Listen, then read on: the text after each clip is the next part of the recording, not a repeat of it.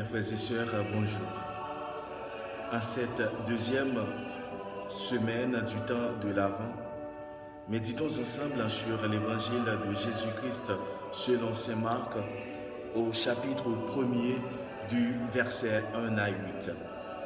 Le cœur du message de cet évangile est la conversion, un baptême de conversion pour le pardon des péchés que souligne ce texte.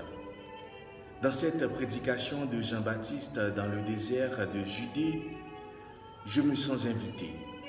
Oui, je suis invité à rejoindre Jean-Baptiste pour l'écouter. Et cette prédication m'invite aussi à faire une relecture de vie en me posant les questions suivantes. Est-ce que je suis prêt à accueillir Jésus? Et après avoir accueilli Jésus, est-ce que je suis prêt à être son témoin auprès de mes frères et sœurs? Et Jean insiste beaucoup sur la conversion. Elle est peut-être à sa première prédication dans le désert. Jean veut me dire à travers cet évangile, sans une sincère conversion, je ne peux expérimenter la présence du Christ dans mon cœur. Pour recevoir Jésus, c'est dans la conversion. C'est-à-dire, il me faut haïr le mal et ses œuvres pour aimer Jésus-Christ, pour lui dire oui, un oui sincère. Ce oui, c'est ce qui me donne à être sauvé et de connaître le bonheur. Préparez le chemin du Seigneur. Rendez droit ses sentiers. Ce message m'interpelle beaucoup. Pour préparer ce chemin et rendre droit ses sentiers, cela demande de changer de chemin. Ce que veut dire en termes bibliques, changer de direction, changer de chemin, revenez au Dieu de l'Alliance. Je suis peut-être un peu plus attentif à la conversion en temps de carême, mais voilà que Jean-Baptiste se fait interpellant durant ce temps de l'Avent. La conversion est très importante pendant le temps de l'Avent et aussi pour toute la vie chrétienne.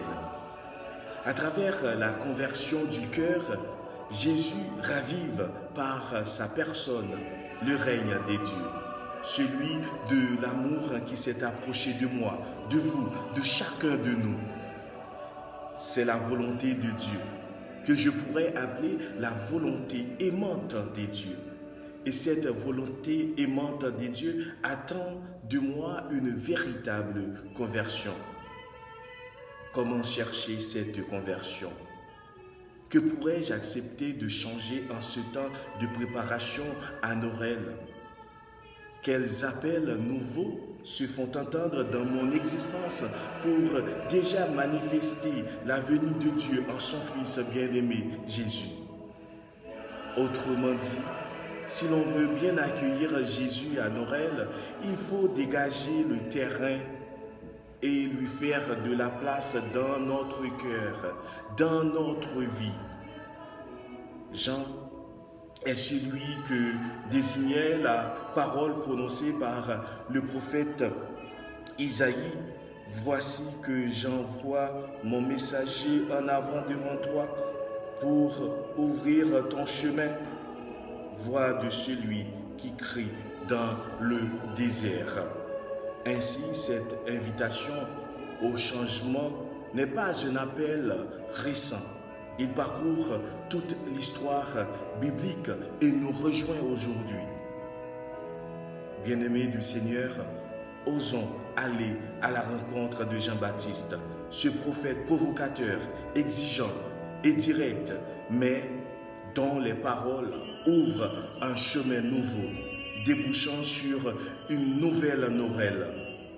Si nous méditons cet appel, si nous le ruminons, si nous l'intériorisons, il est fort possible que le fruit de cette conversion trouve un effet inattendu et nous apporte la paix du Christ. Oui, la paix du Christ. Que le Père et le Fils et le Saint-Esprit soient glorifiés en tout lieu par l'Immaculée Vierge Marie. Amen.